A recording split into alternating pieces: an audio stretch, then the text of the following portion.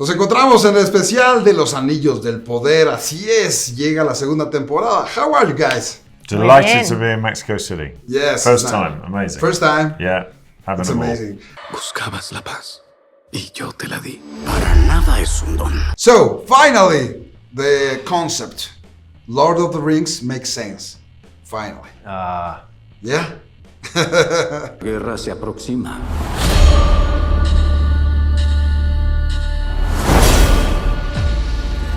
What can you tell me about this world that we suppose that we already know, but now we are going to know more about all the elements that make this personality to the story. So, The Lord of the Rings, you're quite right. Now that we can put a face to that title. That changes, however. That varies throughout season 2. I don't want to spoil too much, but when Anatar first appears to Celebrimbor, he woos him, he seduces him by saying that Celebrimbor will be the Lord of the Rings. Mm-hmm. If you do as I suggest, you will be praised and exalted. Later in the season, that title shifts, but in a way that I won't. What's the title? Now. What title? So I won't. It's used in a different way later. That for now, that is the sort of catchphrase, the watchword that Anatar uses to woo Celebrimbor. Debe ser obra de Sauron. And there's a lot of fans of the Lord of the Rings here in Mexico. Oh, we know. We feel the love. It's been incredible so far, truly. As well in the whole world. So how do you feel to be part of this story that has a lot of years? This is like a spin-off, this is a prequel, but it's like a whole story together. It's an incredible time in history for I mean, we feel so lucky to be part of it. You have the depth and the breadth of Tolkien's imagination. You have Amazon, who supported the vision and created this incredible world over these. Each episode is like a movie in itself. And then because of technology now, because we all have streaming, because it's worldwide, you genuinely get to go to all of these different countries, and we're on this press tour at the moment. And the great privilege is, you make your little scenes in a vacuum, her and I working together with a film crew. But oftentimes for the actor, you don't know what it feels like for the audience. It's not like the theatre when it's live and you can sense. But because of this world, and we've just been in San Diego Comic-Con and 7,000 people in the hall, and you feel the effect of this extraordinary story on people. It's a very special feeling. It's pretty wonderful. Yeah, I'm excited. We're ready. We've been working on this a long time, and there's been a long break between, when we released season 1 and now finally ready to share season 2. And so, we moved production we did the first season in New Zealand, and then we have done the second season in UK with some location filming in Tenerife in the Canary Islands. And I just can't wait for people to see how epic this season is. And as a fan, I can't wait to watch it because we haven't seen the whole season. We've seen the first 3 episodes, but we have an incredible visual effects department that, creates creatures that we haven't seen yet. We've got Bear McCreary, who does our music, who does music that we haven't heard yet. So when we watch it, there's gonna be a lot of things that will be new to us that we just read on the page. We're going to finally see it brought to life, so I'm ready. Eres. En realidad, soy el que mantiene estable la tormenta. When you read the script and know all these surprises, what is the thing that you surprised the most so far of the story? I think, how are we going to film this? Sometimes always comes to mind. When you read that. What? Just reading that, what am I going to be outside for this? But you say I've got to wash a t-shirt and then put it back on. Are we going to shoot in the middle of the night for this? 3 degrees. Did you do that? I had to do that, and I did think it was a bit cold for that. When I saw people breaking up the ice with pitchforks. Did you say anything, or did you? At that point, I said I might get hypothermia if I do this.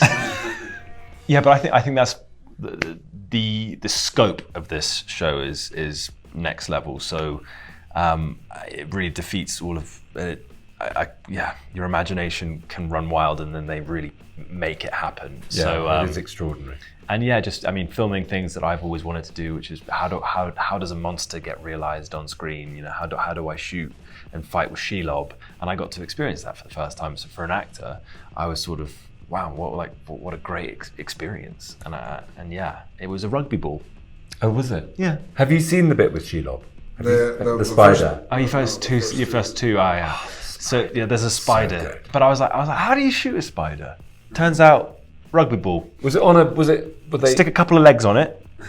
It looked very, very budget. But then there's two guys in morph suits just kind of coming in, trying to react with you. Okay. And okay. I'm there just like. It does look amazing. But it does, and then it transforms, and you go, wow, that's the power of cinema. That's what. But then there's also spiders running everywhere. That's what got me. They're scuttling. Yeah, that's scary. That's what I hate about spiders, the scuttling. Yeah. Nuestro ejército no es capaz de derrotarlo.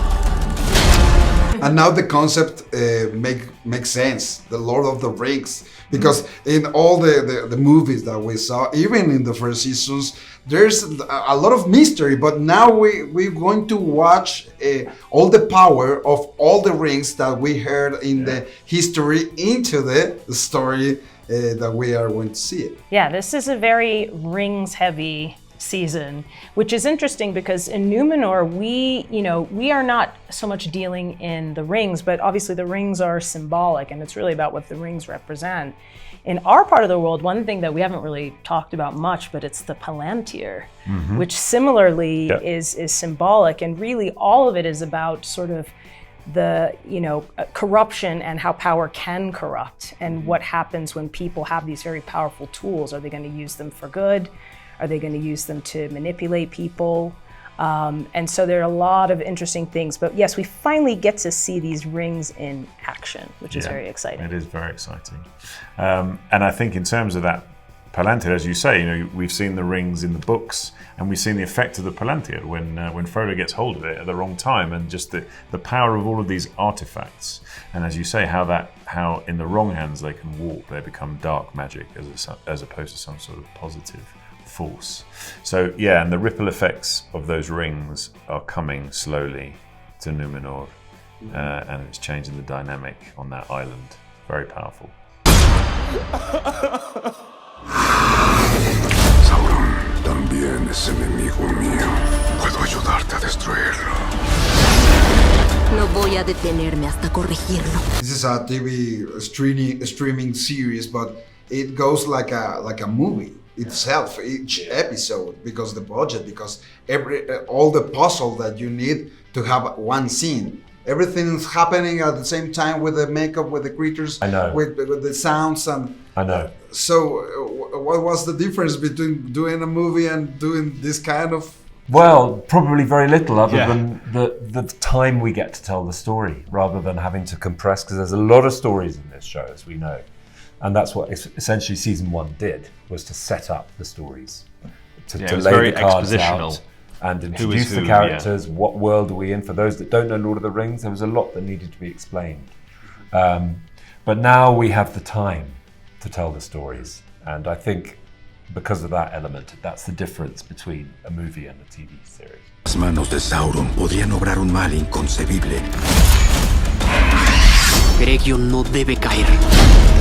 What things are related to you of your character? What do you have in common with your character in real life? I've got the exact same hair. I don't wear a wig. No, you You don't. may wear not a believe wig. it, No, but you it's don't. my own hair. Yeah. It's my own barnet. I'm quite similar to Isildur in a lot of ways. I was going to say stuff, but I can't. No, but I think there's a bit of humanity. What were you going to say? I was going to say I go everywhere on a horse, but I don't. But I think Isildur only has his best mate's a horse. But I'm not best mates with a horse, sadly. Not yet. But You've yet to meet that special horse. I've yet to meet the special one.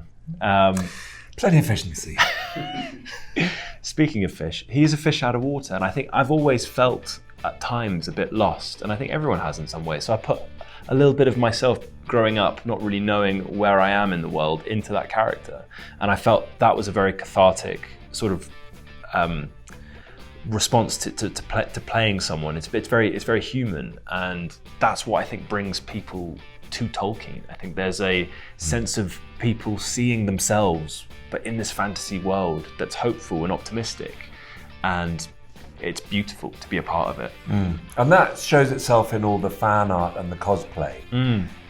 People want to emulate these characters because of their qualities, their nobility, their hopefulness, their humanity. You know, that's why it's so, people revisit it all the time, because it's, you know, it's very alluring, the world that Tolkien creates. Sería un golpe mortal para toda Tierra Media. Tarde o temprano el ojo de Sauron cava un agujero para después controlarte. Because it's a big puzzle, as you say. Like this is a TV series, but it's like a movie. There's a lot of pieces with the characterizations and the weapons and the suits, and everything has to be in his own place, in the same shot. Yes. If it doesn't, it doesn't work. Absolutely, right? Yeah. And I think if there is a best and worst, I mean, the worst element for me is in the lead up to that scene. So you think, I know what's coming. Can I produce the moment that I think is worthy of what's been written, worthy of my other actor? Is like, can we find the magic in this moment? And as you said, there's so much going on around, and as the actor, your job is very much to try and focus solely on what the truth of the interaction is between you and the other person, despite all of the, I was going to say chaos that's around it, because it's not chaos actually, but all of the other factors that have to be there to make that work. Those, I think, the personal pressure that you feel are the worst moments before you do it.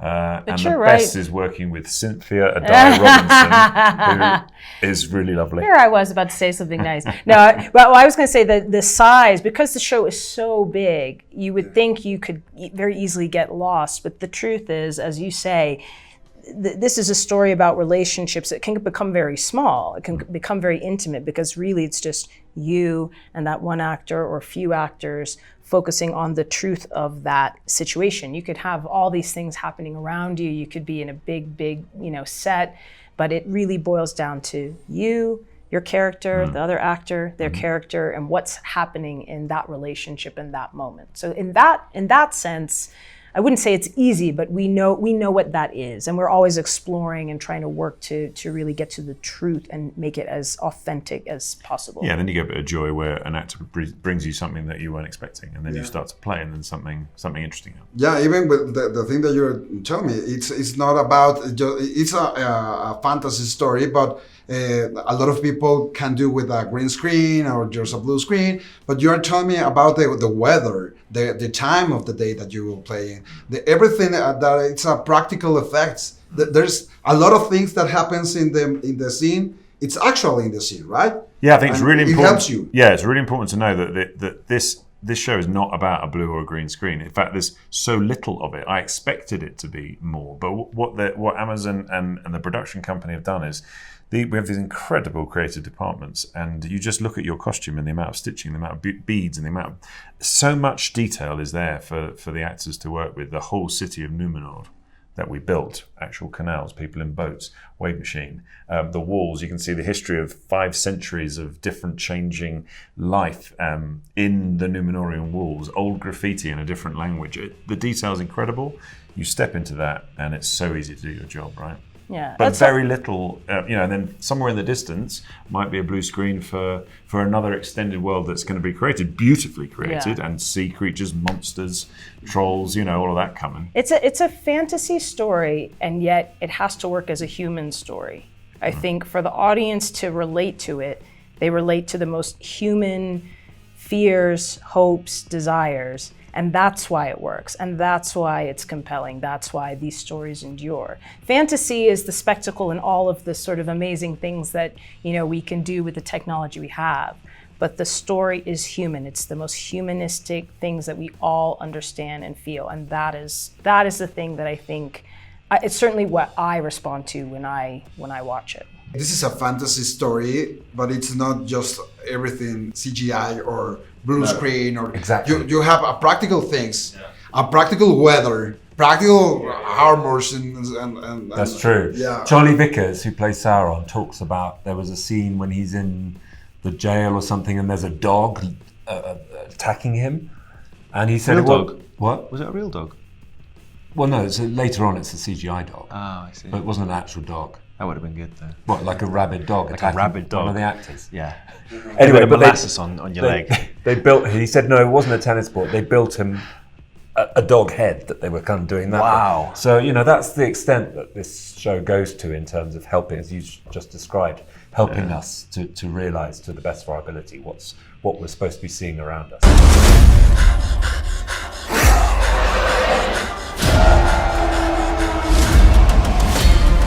Eres muy sabio al temerle a los anillos. Is there anything that you have to learn from zero to play your character? You did some blacksmithing. I made a ring. Yeah? For real? Yeah. Are you wearing it? No, I'm not wearing it. I have it at home. Wasn't good, was it? It was Oh, good. it was good. It was a good Was ring. it? Was it smooth? Yes. Oh wow. Yeah. It's quite hard. Very to do. carefully Yeah. crafted. I had a session with a jeweler, and she showed me how to make a ring, and I made a ring. That's cool. Very basic ring. Yeah. I didn't put the jewels on or anything like that. But yeah. So What about you? I never learned how to. Well, I never could ride a horse. So, and then my character had to get on a horse and ride. So that was something I learned quickly. Are you comfortable with it? Do you enjoy it? Do you? I love it. Yeah, I remember trying to learn. But first it's of all. hard, right? With the legs and the... I like a challenge. Give me any challenge, I'll give it a go. But I remember I scared a lot of the horse riding instructors because they sort of were like, just walk with the horse. And I'm there like trying to gallop, and they're like, oh, he's gonna fall down. Yeah. But I think sometimes you got to learn through failure. Mm-hmm. That's very true. Did you have any experience with failure in the I may horses? have fallen off a couple times.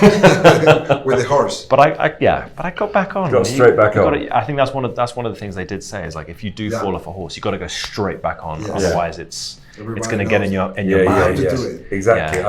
And the horse knows if you don't Yeah. get back on. Oh, Failure will gotcha. just worm its way. Buscabas la paz y yo te la di. Para nada es un don. ¿Qué fue lo que me hiciste? ¿Qué fue lo que me hiciste? What's the best and the worst of your playing your own character? What is the thing that you more enjoy? The worst is having to work with this woman. Just This is on the record, I try my so best. I'm going to remember every this. day is a challenge. He means the best. That's the Yeah. best part, obviously. I think for I'm going to speak for myself. Speak for me. The best. We have a good time, making this show. It's a lot of work. It takes us a very long time to make this show, and I think we take it very seriously because we know how much the story means to people. And the benefit of doing a series when you're telling the story over multiple episodes is that the audience becomes really invested. They really care. Something bad happens to a character that they're rooting for. They feel that. We want them to feel that.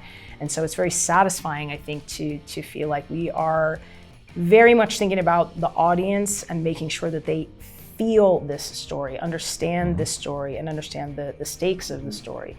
I don't think there's a worst, I think... I knew she'd say that. No, because I think it's really about any challenge, any challenging day. I always think about, I am in service to this story and I am in service to this audience. On the hardest day is normally also the hardest day for the character. Yeah. So if you're caked in mud and you're cold and you're outside and it's 3 a.m., it is in service to the story and in service to the audience. And I always keep that in my mind. Todas las almas de los mundos visibles e invisibles sabrán que fuiste tú el artífice de su desaparición. Guys, thank you very much. And Thank nice you to meet very you. much. We're Lovely going to to meet watch you in the new season. So. Yes. Galadriel